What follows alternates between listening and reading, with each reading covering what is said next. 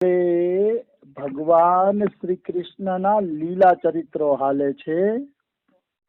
એ ભગવાન શ્રી કૃષ્ણના લીલા ચરિત્રોમાં આપણે આગળ વધીએ તો 6 બાળકોને કંસ મારી નાખે છે અને દેવકીના ગર્ભમાં 7મો ગર્ભ આવે છે. એ 7મો ગર્ભ સાક્ષાત બલરામજી હતા. સાક્ષાત બલરામજી. એટલે ભગવાન કૃષ્ણને એવી ઈચ્છા હતી કે બલરામજી જીવતા રહીએ અને મારી લીલામાં સહાયતા કરે. એવી સ્વયં ભગવાન શ્રી કૃષ્ણને ઈચ્છા હતી. એટલે બલરામજીને જીવતા રાખવા માટે ભગવાન શ્રી કૃષ્ણ યોગ માયાને આદેશ આપે છે કે તમે બલરામજીને રોહિણીના પેટમાં ટ્રાન્સફર કરી દો. મતલબ એના દેવકીના ગર્ભમાંથી કાઢીને રોહિણીના ગર્ભમાં નાખી દો બલરામજીને. તો યોગ માયાનો આશ્રય લે છે ભગવાન. તો અહીંયા ડોંગરેજી બાપા લખે છે, ડોંગરેજી મહારાજ લખે છે કે ભગવાન પણ જ્યારે પૃથ્વી ઉપર લીલા કરે છે ત્યારે યોગ માયાનો આશ્રય લઈને લીલા કરે છે. એટલે ગીતાજીમાં કીધું છે યોગ માયા સમાવૃતા, હું યોગ માયાનો આશ્રય લઈને લીલા કરું છું. સીધે સીધી ભગવાન લીલા કરતા નથી. જેમ પિક્ચરમાં એક્ટરને બધા પ્રકારના અભિનય આવડતા હોવા છતાંય એ ડાયરેક્ટરના અંડરમાં હોય છે અને ડાયરેક્ટર કહે એ રીતે જ એને અભિનય કરવાનો હોય છે. એવી જ રીતે ભગવાન જયારે અવતાર લે છે ત્યારે યોગ માયાને આધીન બનીને અવતાર લે છે. ભગવાન દેખાડે છે કે જીવ જયારે પૃથ્વી ઉપર અવતાર લે છે ત્યારે ભગવાન યોગ માયામાં આશ્રયમાં હોય છે. તો જીવ માયાના બંધનમાં બંધાઈ જાય એમાં શું મોટી વાત છે? એ ભગવાન લીલા કરીને દેખાડે છે. તો ભગવાન કૃષ્ણ યોગ માયાને કહે છે કે તારે બલરામજીને રોહિણીના ગર્ભમાં નાખી દેવાના છે અને તારે મારી બેન તરીકે જશોદાના પેટેથી જન્મ લેવાનો છે. આવો આદેશ પણ ભગવાન કૃષ્ણ યોગ માયાને આપે છે. તો યોગ માયા કે ઠીક છે પ્રભુ, હું જશોદાના પેટે જન્મ લઈશ અને તમારી બેન બનીશ. તો ભગવાન શું કહે છે કે જો આ મારા 2 કામ તું કરી દઈશ ને, બલરામજીનું ટ્રાન્સફર અને યશોદાના પેટે જન્મ, આ 2 કામ તું મારા કરી દઈશ ને કે તો કૃષ્ણ કે હું 2 મહિનામાં આખા જગતમાં તારી પૂજાનો વિસ્તાર કરી દઈશ. ડોંગરેજી મહારાજ એવું અહીંયા લખે છે કે 2 મહિનામાં તારી બધી જગ્યાએ પૂજા થશે અને તને દુર્ગા, કાલી, ભદ્રા, વૈષ્ણવી એવા અનેક નામોથી લોકો ઓળખશે. અને ભગવાન કૃષ્ણએ એમ પણ કીધું કે યશોદાના ગર્ભમાંથી જન્મ લઈ અને વસુદેવજી તને લઈ જશે અને વસુદેવજી જ્યારે તને કંસના હાથમાં આપશે અને કંસ તને મારવાની કોશિશ કરશે ત્યારે તારે આકાશમાં ભાગી જવાનું રહેશે. અને આકાશમાં ભાગીને તારે એમ કહેવાનું કે મને મારવાથી શું વળશે, તને મારવા વાળો તો ક્યાંક જન્મ લઈ ચૂક્યો છે. આવું તારે બોલવાનું. પછી યોગમાં કે પછી તારે તારા ધામમાં વયું જવાનું. તો હરિવંશ પુરાણમાં લખ્યું છે ઈ યોગ માયા રડે છે કે અરે પ્રભુ, આટલી કમતી નાનકડી સેવા આપી તમે, એ જન્મ લેવાનો જશોદાના કુખે, કંસના હાથમાંથી છટકી જવાનું અને પછી ધામમાં વહી જવાનું, આવડી ટૂંકી લીલા આપી તમે, અરે મને તો અફસોસ થાય છે. તો કે કેમ? તો કે પ્રભુ, મારે તમારી બેન બનીને તમારી લીલાઓના દર્શન કરવા હતા. યોગ માયા એમ કહે છે કે પ્રભુ તમે તો મને ટૂંકું આયુષ્ય આપ્યું, મારે તમારી લીલાઓના દર્શન કરવા છે કે પૃથ્વી ઉપર જન્મ લઈને તમે કયા પ્રકારની લીલા કરો છો. તો શું મને દર્શનનું સૌભાગ્ય નહીં મળે?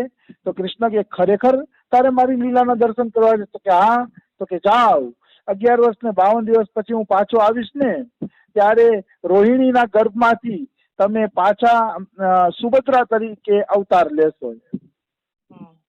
સુભદ્રા કૃષ્ણના બેન થાય ને, એટલે સુભદ્રા, આ યોગમાયા ઈ જ સુભદ્રા છે અને કૃષ્ણના બેન તરીકે પાછો અવતાર લે છે.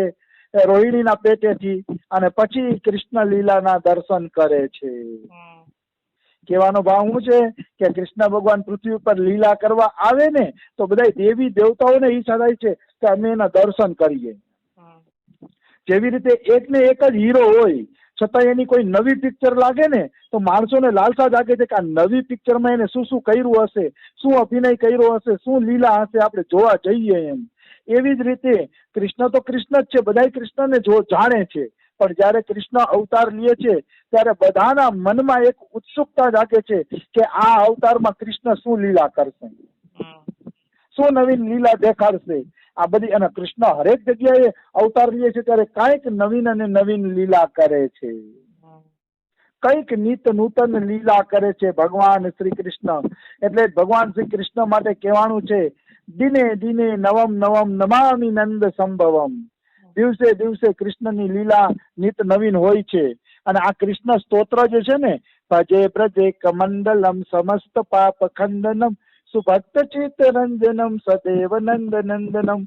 આ જે કૃષ્ણાષ્ટક લખ્યું છે એ કૃષ્ણાષ્ટક નિર્ગુણ નિરાકારના ઉપાસક જગતગુરુ શંકરાચાર્યનું લખેલું છે. એટલે આપણે કહી શકીએ કે શંકરાચાર્ય ભલે નિર્ગુણના ઉપાસક હતા કે નિર્ગુણનો પ્રચાર કર્યો, પણ અંદર ખાને એના મનમાં કૃષ્ણ પ્રેમ હતો. એટલે આવા કૃષ્ણના સ્તોત્ર સરસ મજાના લખ્યા જગતગુરુ શંકરાચાર્યજીએ. તો કહેવાનો ભાવ છે કે કૃષ્ણની લીલા જ એવી મીઠી છે કે બધાને ઈચ્છા થાય છે કે અમે એ લીલાના દર્શન કરીએ, એ લીલાનું આસ્વાદન કરીએ. આવી વસ્તુ છે. તો યોગ માયાએ બલરામજીને દેવકીના પેટમાંથી ઉપાડી અને રોહિણીજીના પેટમાં રાખી દીધા.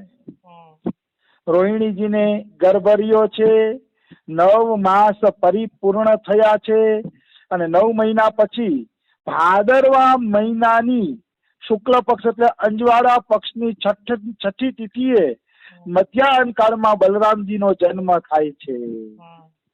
મતલબ રાધાષ્ટમીના લગભગ ભાદરવા મહિનામાં છે.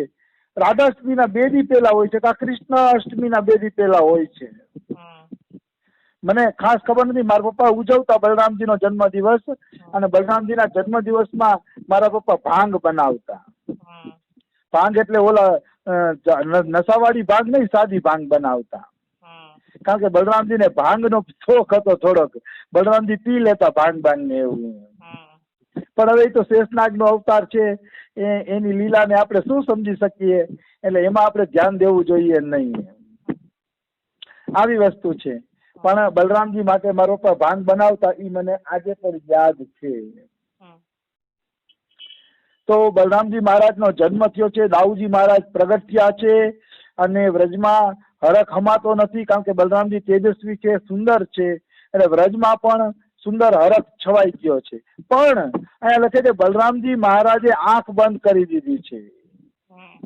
બલરામજી મહારાજે વિચાર કર્યું છે કે કૃષ્ણ પ્રગટ થશે ને પછી જ મારે આંખ ખોલવી છે, ભગવાનના દર્શન કરીને જ મારે આંખ ખોલવી છે, ભગવાનના દર્શન કરીને પછી જ જગતને જોવું છે. આવો બલરામજીએ સંકલ્પ કર્યો કે પેલા તો હું છે ને કૃષ્ણના દર્શન કરી લઉં, કૃષ્ણના દર્શન કર્યા પછી જગતના દર્શન કરવામાં વાંધો નથી. અહીંયા એક દિવ્ય અને સમજવા જેવી વાત છે કે મનુષ્ય જગતને જોવામાં 84 લાખ યોનીના ચક્કરમાં વયો જાય છે. જગતને જુઓ તમે, એમાં વાંધો નથી, પણ પેલા કૃષ્ણના દર્શન કરો, કૃષ્ણને આંખમાં વસાવી લ્યો, પછી કૃષ્ણની આંખથી જગતને જુઓ કે કણે કણમાં મારો કૃષ્ણ જ રહેલો છે, એવા ભાવથી જગતને જુઓ તો જગતને જોવામાં દોષ નથી.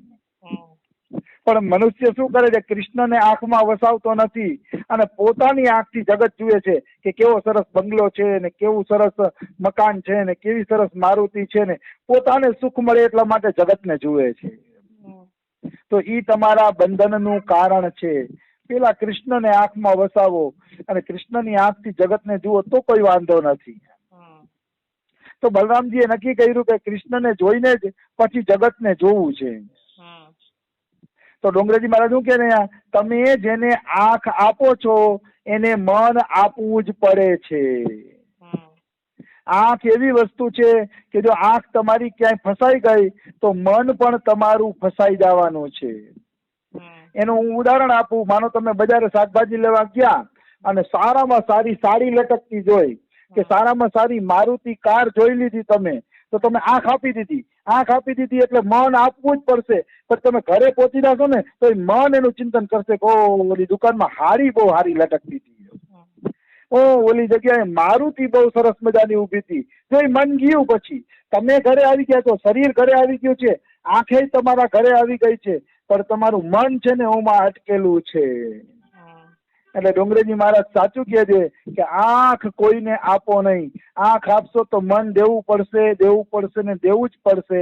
એટલે આંખ કેવલ કૃષ્ણને નિરખે, આંખ કેવલ ભગવાનના મંદિરોના દર્શન કરે, અથવા તો આંખ સંતોના દર્શન કરે. સંતોના દર્શનમાં વાંધો નથી, બાકી જગતને તો આ આંખ જોવી જોઈએ નહીં.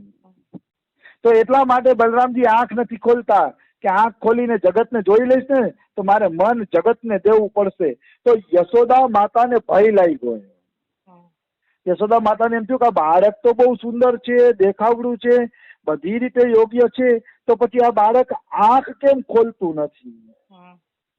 આને હું કોઈની નજર લાગી ગઈ છે? આને કોઈ કઈ મતલબ જાદુ ટોના કર્યો છે કે આ બાળક આંખ જ નથી ખોલતો એમ? એટલે યશોદા માએ ઈ જમાનામાં સાંડિલ્ય ઋષિના ધર્મપત્ની હતા પૂર્ણમાસી. પૂર્ણમાસી એટલે એમ માનો ને કે નંદ ગામના ગોકુળના ગઈઢામાં ગઈઢા ડોશીમાં એને બધી વિધિ વિધાન આવડે ને, કામણ ટોટકા ને બધું આવડે એને. અને સાંડિલ્ય ઋષિના પત્ની હતા.